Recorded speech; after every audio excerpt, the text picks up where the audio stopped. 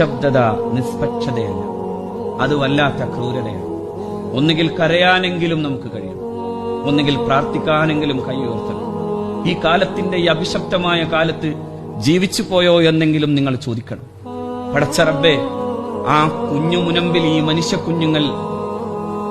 മനുഷ്യക്കുഞ്ഞുങ്ങൾ വേട്ടയാടപ്പെടുകയും ആ ചോര കൊണ്ടത് കുതിരുകയും ചെയ്യുന്ന കാലത്ത് ഞാനിങ്ങനെ നിശബ്ദമായി ജീവിച്ചു പോയല്ലോ എന്നത് ഏറ്റവും വലിയ കുറ്റബോധമായി നമുക്ക് കാണാൻ സാധിക്കും.